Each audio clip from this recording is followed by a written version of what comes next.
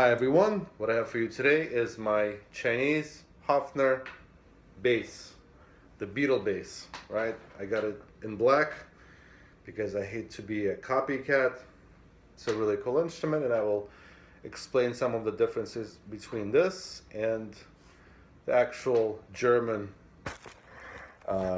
bass that Paul McCartney plays to this day. So this is a high series bass. It's the same exact thing as a ignition bass, made in China. Very nice sound. So some of the differences.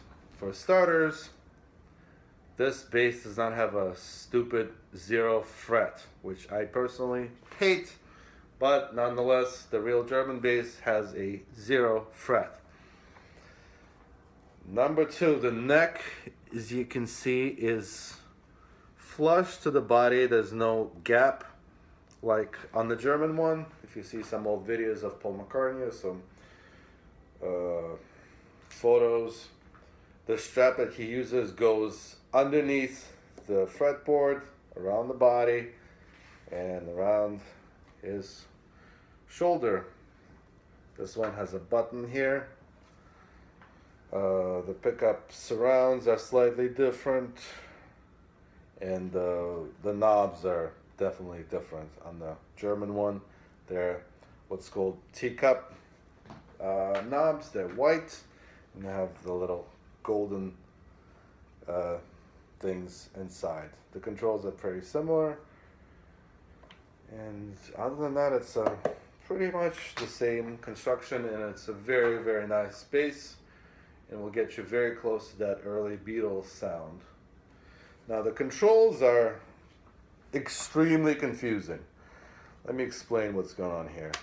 Now this switch, we'll come back to it later, is a rhythm solo. It's like a volume cut if it's in the rhythm position, and if it's in off position, it's just louder.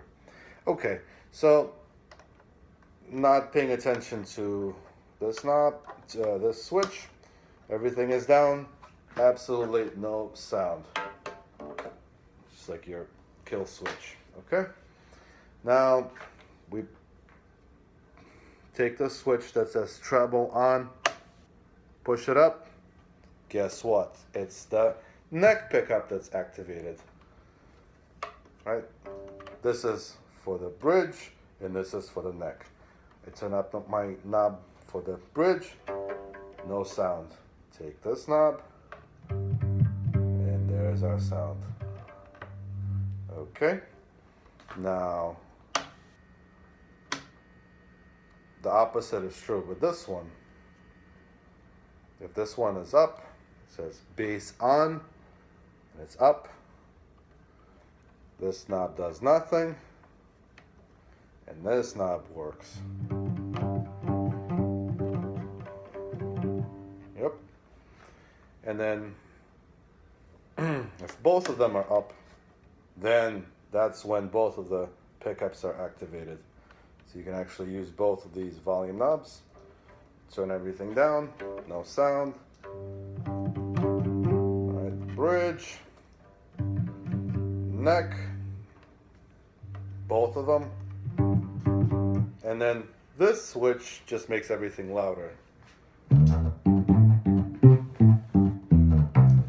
All right, so flick it up. All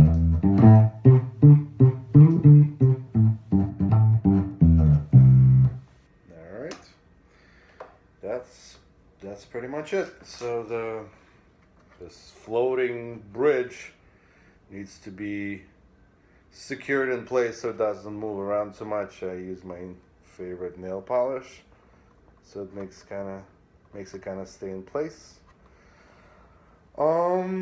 Yeah, what else? The sound is very nice, very close to the upright bass, in my opinion.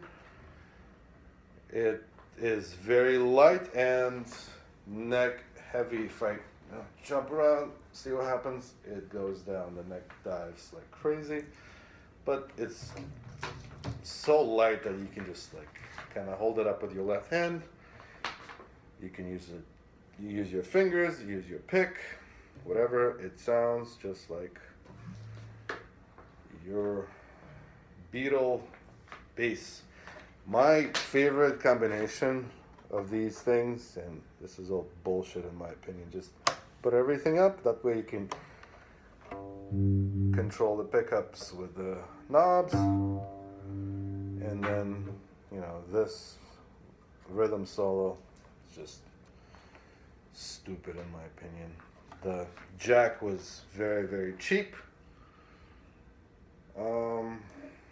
And otherwise it's pretty decent, but just keep in mind that this bass is not meant for slapping at all, because if you start slapping, the strings are going to come off this bridge.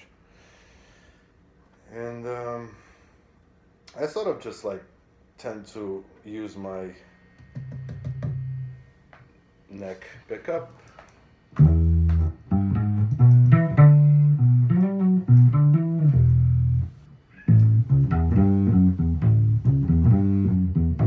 Very powerful, very resonant, very pure sound, free of all the overtones. It sounds nothing like your jazz bass. And there you go. Great construction, great set neck. I took off the pick guard because it, oh, there's Max. Actually, my pick guard here, because it was just pissing me off. So flimsy.